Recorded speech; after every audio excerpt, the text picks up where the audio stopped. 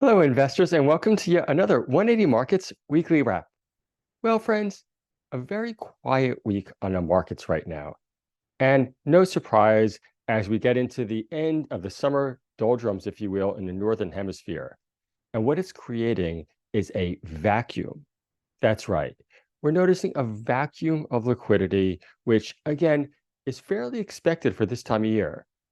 But excitingly, it could set up for a really strong or potentially weak, but hopefully not, end of the year.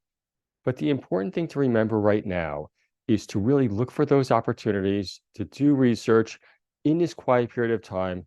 Again, there's a lack of liquidity. It's not surprising. And it's a great time to really prepare yourself for the business end of the year. And now to talk about what went on in capital markets themselves this week, I'll turn it over to Sean. Thanks, Greg. And it really is tough out there. There is a lot of red on the screen every day. On the blue chips, though, the market is pretty stable, which is very frustrating because overseas, there's no massive downwards movements. But in our side of the world and small and macro caps, there is a lot of bad news and stocks are just not performing well. Every day, however, we are seeing opportunities that some of them do seem too good to refuse. It is hard making decisions to put more money into the market because there is a lack of liquidity, but slowly we are putting more and more into more things. Let's start off with one of those opportunities that we saw. So we'll take a look here, CPO. That one was a placement this week. So the placement was done at 3.2 cents. And every share came with a free 1 for 2 option, expiring at 4.6 cents. So they ended up raising 1.2 million. Now, the reason why we like it is take a look over here. The market cap is only 2.3 million. It has been a terrible performer, and now they've got cash in the bank. They do have an upcoming drill program, and they're into copper, and we just like that sector. But as you can see on the screen, it's very illiquid, and it's not one that will probably get out within the next few months. But I mean, how much cheaper can some of these stocks go? Now let's look at another placement this week that happened recently. WA1. This company has been a major success. So as we can see on the 1 year chart, just about 12 months ago, it was trading at 15 cents. They have had a lot of good news. They raised $15 million at 5 cents a share, and most of that came from an offshore fund raised by MST and Canaccord. Now, let's take a look at the 180 Markets website. Currently live, we've got BEX, Bike Exchange. They're raising $2 million at 0.7, so that's a 22% discount. And ICL is currently live as well, raising $2 million as well. They got a market cap of $16.5 million. Now, one shortfall offer that's live on the 180 Markets website is Actinogen Medical. So let's take a look at Actinogen because they used to be a favorite of mine. They're now trading at 2.4, slightly below the rights issue price, but each share comes with the free 1 for 2 cent option that's exercisable over here at 3.75. So over the last 9 months, Actinogen has fallen steadily from 13 all the way back down here. So a lot of punters are taking the opportunity to take up some shortfall. That's if there is one. We're pretty confident there will be because they're raising, I think, $10 million from the rights issue. So pretty interesting to see what happens there. Actinogen is well known for its massive runs. If we look over the last 10 years, it's just had patches of getting excited by the market, and probably every 2 years or so it'll have a big run here. So let's see if it can repeat it again. Okay, now another rights issue that closed and shortfall placed was 88 Energy, another favorite of mine.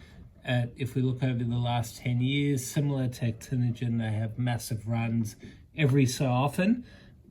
So they ended up placing $8 million of their shortfall. They do have an upcoming drilling campaign, so that usually gets the market excited. Now, I'm going to talk about a placement that I'm not rapt about. I don't know if I should be doing this, but I'm sure it's fine. SMS, I'm a current shareholder. This one has been a terrible performer. So they are raising money, which is fine, but each share comes with a free option. So the reason why I don't like that as a shareholder is, sure, they need to raise money, that's fine. They're doing it at 4 cents, but why include options in there when investors are already losing so much of their money? It's just frustrating. Nothing I can do about it though, except maybe sell my shares. Movers this week. Let's start off with my portfolio. Just red. Mr. Camera Boy, please don't laugh. It has been a tough week, but yeah, there's bleeding on the streets, and especially in my portfolio. Let's look at PEN. So that's a well-known uranium stock. They've had a big fall this week. Let's look at the chart over there. Let's look at the last 30 days because they have had a pretty big fall here. They were trading at 12 cents and all the way back down after they announced some lower than expected production numbers and some delays there. So the market clearly was not happy with that. Main Pharma Group, not one I know well. It's a bigger stock, but that's had a very big fall. So pretty much fallen about 30% this week. They announced their results like a lot of other companies this week and really disappointed the market. So not a great one. CHN, I remember this one when it ran years ago, but this week was not as good for CHN, Chalice Mining. They did announce a scoping study and the market didn't love what it saw. Now let's take a look here at the 2-year chart. So even not then, I think the run that it had was down here. Back in the COVID days, this one was one of the massive runners. It was trading at 20 cents as COVID hit, and crazy. Hit $10 a year ago. Has not been a good performer of late, falling all the way back down there. There's a lot of war stories like that in the market, unfortunately, and we're seeing more and more every day. There are ups though. 4DS, we did mention that last week, so they're trading at 16 cents. Let's look at that chart. Isn't she beautiful? You don't see a lot like that anymore, and that's been a great performer, so well done everyone that's been involved there. ZNC, so this one has had a pretty big run up the last few days. Let's just take a look at the last 5 days. So it's been a consistent gainer this week. They announced more gold and silver at their Red Mountain project. So a lot of traders have been punting that one, and it's got a lot of volume going through it. Finally, let's take a look at DRE. This is another one that the market loves. This one's a very highly traded stock. So as we can see here on Tuesday, it was trading at 4 cents and hit highs of 6.2 yesterday.